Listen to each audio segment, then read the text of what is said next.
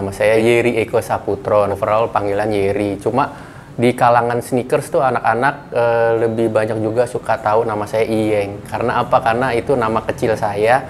Terutama anak sneakers, anak basket, semua banyak banget yang tahu nama Iyeng. Itu panggilan kecil di rumah yang kebawa sampai sekarang. Gitu. Terus profesi pastinya sneakerhead satu yang menghasilkan uang. Jadi jadi basically punya toko My Shoes yang berdiri udah lumayan lama sampai sekarang, dan profesi dan hobi menjadi satu. Jadi sneakerhead dengan nama toko My Shoes. Kalau secara global ya, dunia ya, itu kan culture sneakers dimulai dari banyaknya rapper pada saat itu, banyaknya juga pemain basket terutama Michael Jordan. Itu yang ngebuat dua segmen itu membuat jadi makin gede untuk dunia. Di Indonesia sendiri hampir sama seperti itu dari pengalaman saya. Pengalaman saya itu dulu toko sneakers belum banyak ya. Waktu itu My Shoes berdiri tahun 99, saya berdiri pertama kali di Grogol dulu karena saya kan Trisakti. Jadi tokonya persis di sebelah Trisakti. Jadi abis ngampus ke toko sendiri gitu ya. Nah, yang saya alami dan saya pelajari di situ pada saat culture sneakers naik itu sama aja sebenarnya, dari si musik itu, si hobi musik dan segala jenis musik ya, dan juga si basket pada saat itu. Jadi kayak dua culture itu yang ngebuat naik, dan itu pelan-pelan makin besar. Pada tahun 1999 sampai 2000-an itu kita ngelihat dia trennya kalau di majalah-majalah di Indonesia pada saat itu tuh trennya di Jepang ngelihatnya pada saat itu. Jadi kayak culture Jepang agak-agak kebawa ke Indonesia. Jadi ada dua culture gede untuk sneakers pada saat itu ya. Kamu ngelihat sneakers dengan gaya-gaya seperti di Jepang atau di US. Ya, dua model itu yang jadi dasar pertama pada saat mau naik di Indonesia culture-nya. Permulaan suka sama sneakers itu gue mulai dari SD sebenarnya. Jadi mulai dari SD pertama kali main basket gitu kan, SD kita main basket terus ngeliat kan sepatu-sepatunya basket tuh enak banget gitu, dipakai lentur apa segala macam. Bahkan gue abis main basket, gue balik ke rumah jalan-jalan ke mall pakai jeans atau pakai celana pendek, tetap pakai sepatu basketnya itu sneakers pada saat itu kan. Jadi kayak gue kemana-mana pakai sneakers, sampai orang tua gue bingung, lu kemana-mana pakai sneakers gitu kan. Pada saat itu kayak gue pakai Cortez, gue pakai Superstar, dua model itu. Jadi gue nggak melulu ke satu brand, tapi memang gue seneng gitu, gue suka sama itu. Dan sepatu basket pada saat itu gue pakai Flight, abis Flight gue pakai lagi, main basket lagi, gue pakai lagi juga untuk harian gitu. Itu permulaan gue dari SD. Nah, mulai berjualan tuh semenjak gue ketemu sama, balik lagi nih ke basket. Jadi gue di teman basket gue itu salah satu ada yang punya, awal-awalnya tuh dia bisa dapat barang-barang murah. Nah, barang-barang murah pada saat itu ada dua pada saat itu, dari BRK, waktu itu kan dari distributornya Nike ya, ataupun ada beberapa dulu tuh sepatu-sepatu yang murah sisa ekspor pada saat itu, dan itu banyak sebenarnya dijual di toko-toko factory outlet. Nah, jadi gue ngambil juga dari factory outlet, tapi mulai dari teman yang ngajak gue untuk, gue beli ini terus gue titip dong, kok sepatu lo bagus sih, lo beli di mana gitu.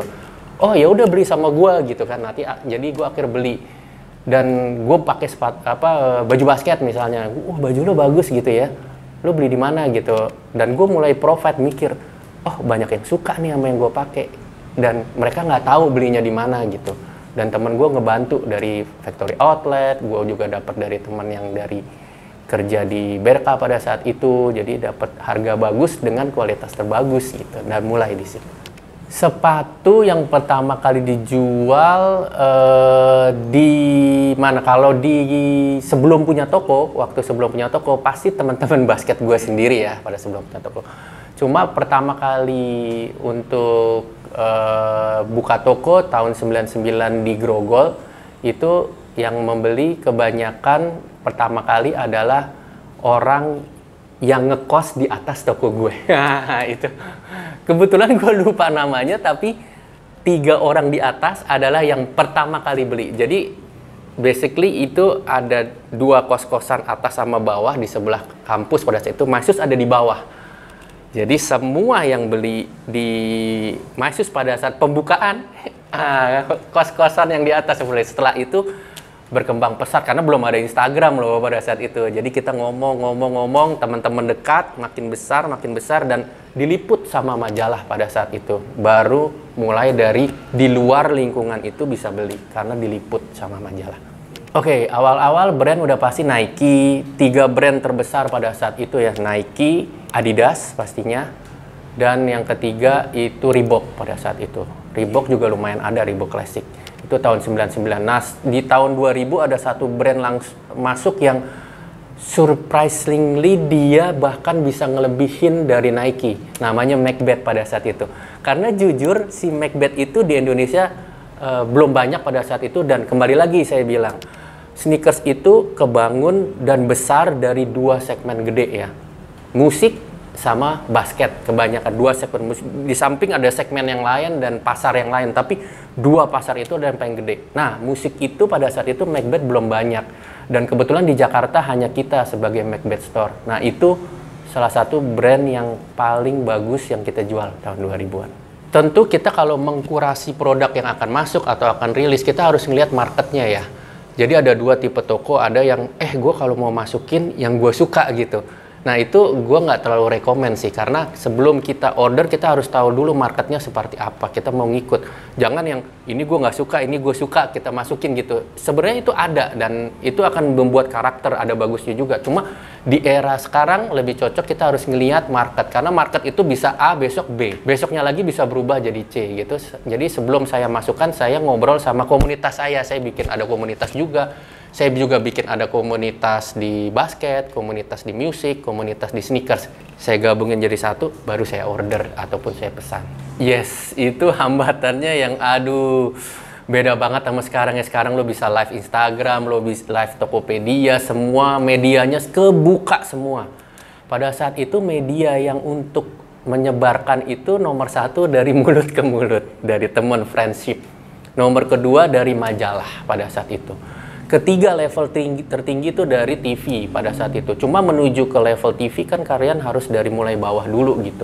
Jadi pertama saya pasti dari mulut ke mulut dan teman, karena mulut teman itu lebih powerful dibanding kita ngelihat atau membuat iklan. Jadi pada saat itu gue ada toko yang pengen iklannya itu dengan biaya budget tertentu dengan iklan. Kalau saya lebih ke budget iklannya itu saya pakai buat ke diskon ataupun mengencourage teman dengan bikin komunitas atau bikin event. Nah, produk yang saya jual harus selaras dengan itu gitu. Jadi pada saat itu saya lebih suka untuk alokasi promosi ke 2 hal itu gitu. Tipsnya udah pasti harus love ya, love. Passion tipsnya. Karena kalau nggak ada passion, orang udah pasti banyak banget yang angkatan kita sampai sekarang yang tahun 99 sampai 2000 itu udah nggak ada, mereka udah ganti profesi. Jadi mungkin passion itu yang ngebuat gua untuk selalu ada, karena kembali lagi kalau kita berbisnis, kalau terutama untuk sneakers ya, kalau kita nggak hobi terus ngelihat penjualannya drop, itu bisa ditinggal kapan aja. Nah, pada saat gua udah penjualan drop itu ngalamin udah beberapa kali banget, dan apalagi dengan sekarang media online banyak, terus toko sneakers juga banyak, itu kayak lo kalau nggak passion, lo nggak cinta, lo nggak suka sama hal itu, mungkin lo akan pindah ke retailer yang lain atau lo di usaha yang lain. Jadi basically gue harus punya passion dan kecintaan terhadap produk itu, baru gue ya udahlah, misalnya lo nggak untung, lo tetap jalanin itu gitu. Pada saat bawah gue tetap jalanin, jadi dia akan pelan-pelan akan bisa naik lagi. Momen di saat nyokapnya Jordan encourage Jordan untuk masuk ke Nike bukan ke Adidas. Gue ngelihat pertama kali nonton Jordan pada saat itu, ngelihat kayak gila, ini sepatunya keren banget gitu loh. Terus gue ngelihat cara mainnya dan gerakannya semua, karena gue hobinya basket dan sneakers ya, 2 hobi itu yang ngebuat gue kayak wah, ini thank you banget dia milih ini gitu loh. Karena gue bukan dengan satu brand aja, tapi kayaknya Nike itu lebih pas gitu untuk anak-anak sneakers, untuk culture pada saat itu. Meskipun gue juga memakai brand-brand yang lain, cuma momen itu yang ngebuat secara jujur ngebuat culture dan kecintaan kita terhadap sneakers bertambah. Oke, tren sneakers ini yang lumayan paling seru karena ini perbedaannya sangat-sangat besar menurut saya. Awal tahun 2000-an kita jalan, ngelihat dari customer dan temen, mereka pakai karena mereka suka gitu. Mereka pakai karena mereka nggak ngelihat harga pada saat itu. Bahkan teman-teman gue yang mohon maaf ini yang tajir banget, lo bawa pakai lo mobil mewah apa segala macam beli pakainya Vans sama Converse. Beda sama culture sekarang, kalau lo kaya lo harus kelihatan sepatunya mahal gitu loh. Itu dia ya, mungkin itu dua culture yang gue lihat, mohon maaf nih, mungkin teman-teman belum melihat secara gamblang karena gue ngalamin sendiri. Zaman dulu tuh begitu, mereka tuh jadi lo nggak bisa nebak orang yang pakai Converse atau pakai Vans atau sepatu murah, dia itu nggak ngerti sneakers. Jangan salah, justru dia ngerti sneakers dan dia malah punya uang untuk beli yang mahal, tapi dia nggak beli pada saat itu. Karena gue tanya, lo nggak pakai ini, lo nggak pakai pada saat itu sepatu Nike SB yang mahal gitu misalnya. Oh enggak, gue suka yang ini gitu, gue lebih suka Cortez. Gue ada duitnya tapi gue nggak beli gitu loh. Nah, culture-nya yang di sana adalah gue suka sama yang gue pakai. Atau ini gue suka sama si Jordan misalnya, gue suka sepatu Jordan yang dia pakai. Meskipun ada sepatu lain yang pada saat itu penny lebih mahal dibanding Jordan secara detailer. Ya karena gue nggak mau yang lebih mahal gitu. Culture yang sekarang lebih ke gue mau nunjukin gue itu pakai sepatu lebih mahal dari dia. Itu ya yang culture lebih banyak. Gue nggak menganggap itu semuanya, tapi itu gue berkaca dan melihat pada customer gue sendiri gitu. Mas, begitu kalau dulu datang nih, Mas ada sepatu ini nggak? Gue mau beli gitu ya. Dia kasih lihat gambarnya. Oh ada. Kalau sekarang beda. Di culture sekarang, Mas, yang paling mahal yang mana? Datang, yang paling mahal yang mana? Oh, yang paling mahal yang ini gitu. Oh ya, oke, saya mau beli. Ada size ini nggak gitu? Ada yang lebih mahal lagi nggak gitu? Emang kenapa gitu? Karena gue pengen kelihatan, mungkin di mindset mereka, mungkin ya yang gue baca, gue pakai sepatu mahal berasa gue ngerti sneakers banget karena gue udah di level yang paling tinggi gitu. Atau gue pakai sepatu mahal karena supaya dihargai, supaya direspekin.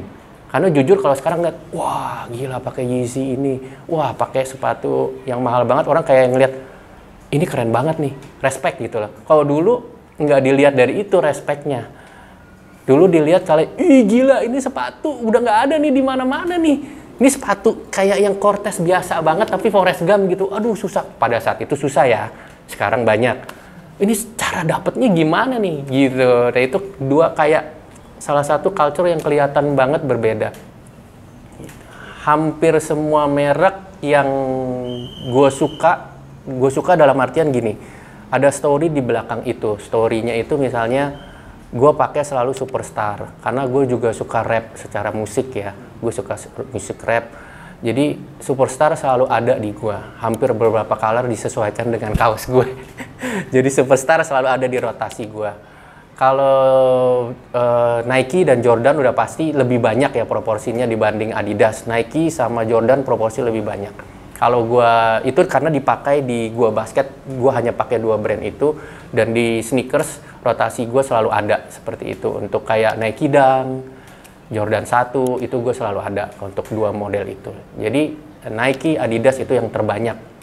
Ada Reebok beberapa dan Converse sama Vans. Nah, brand itu aja yang ada di rotasi gue. Gue termasuk orang yang old school banget merepetisi retro gitu ya. Itu mungkin karena itu juga jadi satu hal yang dilihat sama Jordan brand. Mengapa mereka meretro-retro itu lagi dan orang keep buying that. Nah, itu yang ngebuat Jordan brand ada sampai sekarang dan besar. Itu pun masuk ke pribadi gue, karena gini, sepatu yang rusak yang gue suka gue akan cari lagi, jujur, dengan cari lagi yang baru. Mungkin nggak semua orang begitu ya, mungkin gue bosen sama pakai ini, gue udah ngerasain ini, gue mau yang model baru gitu ya. Jujur gue bukan tipe yang itu, gue lebih ke yang gue udah pakai yang sepatu ini nih, Superstar yang ini misalnya, atau gue udah pakai Cortez yang ini. Gue berusaha cari lagi kalau itu ada di retro lagi pada saat itu rusak gitu. Tapi gue nggak menutup kemungkinan untuk ada model lain masuk gitu. Tapi model lain masuk itu yang gue beli harus sama atau melebihi standar menurut gue pribadi dari yang udah gue pakai. Itu nggak melulu soal harga lagi ya, tapi lebih melulu ke kayak histori sejarah yang dulu pernah gue alamin pada saat itu. Itu pertanyaan yang paling gue suka banget, dan itu pertanyaan itu udah sering ngelewatin di pikiran gue gitu. Kenapa dua brand ini nggak join gitu ya? Oke, kalau kalian lihat atau teman-teman lihat nih, kita ngelihat banyak joinan rapper ke brand besar ya, rapper lebih banyak. Ada juga musik rock dengan sneakers gitu. Nah, band yang paling gue suka pribadi itu Pearl Jam. Pearl Jam pernah dulu collab sama Vans ya. Yang gue sesalkan adalah kenapa dia nggak collab sama Jordan. Kenapa nggak? Orang bingung, loh apa hubungannya dia sama Jordan? Karena si Pearl Jam ini, vokalisnya Eddie Vedder, itu selalu pakai Jordan pada saat dia konser di Eropa. Jadi beberapa kali dia pakai Jordan 6 dan selalu nggak diganti-ganti. Even dia mau foto, dia mau konser, dia konser keliling Eropa, ke Italia, ke Roma, ke tour kelilingnya, dia pakai Jordan 6 terus. Kenapa si Jordan Brand nggak ngelihat itu untuk ngebuat collab gitu? Itu best band in the world, best brand in the world. Collab itu yang gue sayangkan banget. Please nggak kejadian sampai sekarang. Gue akan kejar itu kalau sampai di collapse ya. Si Eddie Vedder kan dia Chicago, lahir di Chicago. Jadi pada saat itu kenapa dia suka 6? Si Jordan cincin pertamanya pakai Jordan 6. Nah, kenapa kan waktu itu pernah kok lo kenapa nggak Jordan 6? Lu tuh nggak cocok gitu. Secara lu bayangin baju hitam robek-robek, celana ketat, tiba-tiba di bawahnya Jordan 6, itu tuh basket banget, performance kan. Nah itu yang ngebuat kayak dia tuh ngerombak sesuatu yang lu harusnya pakai Vans lebih bagus, lo pakai Converse lebih bagus, tapi dia ngerombak sesuatu yang ini performance banget. Emang bener kata lo, ini sepatu performance banget. Aneh deh kalau dimasukin apalagi ke anak band ya. Lo lihat di MTV Unplugged, dia duduk begini, pakai kayak gini, dia pakai Jordan 6 terus. Jordan 6 itu dipakai 2 tahun full, black infrared. Nah makanya gue bingung kenapa Jordan Brand nggak ngelihat itu sebagai sesuatu kesempatan untuk di-collab. Contoh, Jordan Black Infrared Eddie Vedder. Wah itu mantap banget, itu dipakai semua. Keingetan, reminiscing zaman dulu, kayak gue inget lagi, wah zaman dulu gue pernah ngelakuin ini, dilakuin sama dia, dan gue suka banget ngefans sama dia gitu. Mungkin kalau sampai itu collab, gue akan jadiin itu sepatu nomor 1 gue for the rest of my life. Makanya itu pertanyaan itu gue seneng banget. Ternyata ada yang kepikiran kayak gitu. Kalau desainer mungkin gue nggak terlalu in, cuma ya gue suka juga. Nomor 1 pasti Virgil ya, Abloh ya. Terus kedua, Pharrell juga gue suka banget desainnya. Terus yang ketiga, Yeezy tapi yang masih awal-awalnya. Kalau yang sekarangnya makin aneh banget sih jujur. Awal-awalnya tuh gila, itu sepatu udah enak banget dan mendunia banget ya. Yang 350 itu yang versi awalnya. Setelah itu agak sedikit kurang suka. Jadi 3 itu aja. Wishlist gue hampir udah dapet semua karena jujur gue udah kumpulin dari awal ya, dan itu pun udah gue jual lagi wishlist gue pada saat itu karena family over everything pada saat itu ya. Jadi meskipun gue hobi, ada kebutuhan dari family yang lebih besar, gue akan mengorbankan hobi gue untuk anak family tetap nomor 1. Jadi kebetulan wishlist gue udah ada beberapa yang gue dapat, tapi ada satu yang belum kesampaian ya pada saat itu ya. Jordan 1 yang tahun 85-86 ya, jadi yang pertama kali banget pada saat itu, karena gue sampai sekarang belum pernah beli ataupun punya untuk itu gitu, padahal gue penyuka dari si Jordan dan si Jordan Brand itu ya. Koleksi saya ya, koleksi sepatu saya kalau yang baru, jadi kan saya koleksi ada 2, koleksi ada 1 tempat yang memang koleksi itu gue simpen, 1 gue hobi dan investasi, itu let's say mungkin sekitar 170-an ya. Itu yang bener-bener gue suka banget in mint condition gitu. Jadi dead stock condition, karena yang itu pengobat stres gue. Jadi ada 2 obat stres gue, 1 main basket. Kalau main basket nggak bisa gue cedera, pengobat stres gue kedua yang bisa hanyalah mencium bau sepatu. Jadi gue datang, gue liatin boxnya itu, gue buka lagi, gue ciumin baunya, terus gue akan ngeliat, inget-inget lagi gimana gue cara dapetnya, gue masukin, balikin lagi. Terus kalau sepatu yang gue rolling gue sendiri itu ada 25 paling. Itu yang gue rolling terus setiap hari.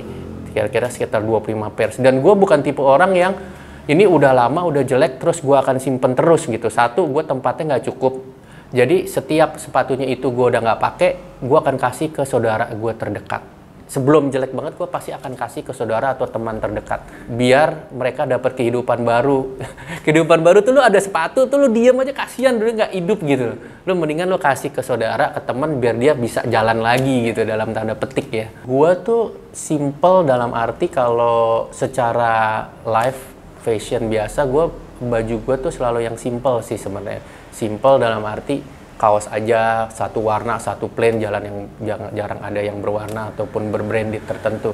Jadi memang gue hanya sneakers aja untuk barang-barang pribadi, karena gue nggak mengoleksi jam-jam tertentu. Gue hanya pakai G-Shock ataupun yang sneakers yang nyambung dengan sneakers aja gitu. Jadi gue nggak punya brand untuk selain sneakers yang gue untung ya. Kalau banyak, waduh, lebih fokus. Gue jujur dari bawah ke atas. Gue gue juga kalau ketemu orang, eye contact gue ngelihat bawah ke atas. Jadi, tapi gue nggak secara frontal. Kalau zaman dulu kan, karena sekarang orang udah banyak tahu ya. Lu tipe orang yang atas ke bawah atau bawah ke atas gitu. Jadi gue nggak terlalu frontal gitu, tapi mungkin gue gue selalu kalau ketemu orang, eye contact itu paling penting. Setelah eye contact baru akan gue bawa ke atas. Karena gue harus sesuaikan dulu. Gue sekarang pakai bawah sepatu hitam, gue harus cocokin ke atas gitu. Gue nggak mau yang nabrak-nabrak, gue tuh kayak orang Jepang atau yang atas bawah nabrak. Gue akan sesuaikan sama sepatu gue. Sepatu gue baru ngikutin ke baju atas. Oke, teman-teman mau ketemu sosial media, saya ada di 2 platform gede. Instagram satunya paling gampang, karena saya juga live terus di MyShoes Option dan MyShoes Bowlers, jadi teman-teman bisa lihat. Dan saya ada media untuk Spotify, tinggal klik aja Sneakers Indo Podcast. Itu pertanyaan apapun soal sneakers saya ada di situ. Saya sendiri yang ngomong, saya sendiri yang ngobrol, saya sendiri yang berbicara di podcast. Jadi teman-teman bisa ngeliat langsung, ini gimana bikin toko sneakers, gimana juga bikin sesuatu yang menghasilkan dari sneakers, atau gimana jaga sepatu biar nggak rusak, pilihin asli atau palsu, semua ada. Jadi teman-teman bisa kontak ke sana. Jadi gini guys, kalau kita mau memulai satu untuk koleksi, prinsipnya nomor 1 ya yang gue alamin adalah jangan lihat apa yang orang suka, tapi lihat yang kamu sendiri suka gitu. Jadi suka dan nyaman. Jadi kalian pakai dengan suka yang nyaman. Boleh kalian suka terhadap seseorang atau artis ataupun atlet gitu ya, terus berusaha untuk mendapatkannya, boleh, itu bagus banget. Cuma semoga yang dipakai itu sesuai dan suka sama kita dulu. Terus kalau mau mengembangkan bisnis terutama di sneakers ataupun gue mau coba-coba untuk berjualan, pastikan dulu kalian memang suka dan teman-teman juga suka sama itu dulu, sama yang akan mereka jalankan atau kita mau jalankan. Karena kalau basically cuma pengen untung, gue pengen untung nih.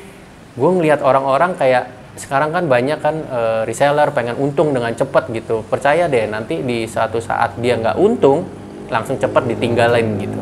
Jadi yang penting pada saat mulai ya passionnya dulu ada, kesukaannya ada, baru nanti pelan-pelan dia akan mengikuti. Gitu.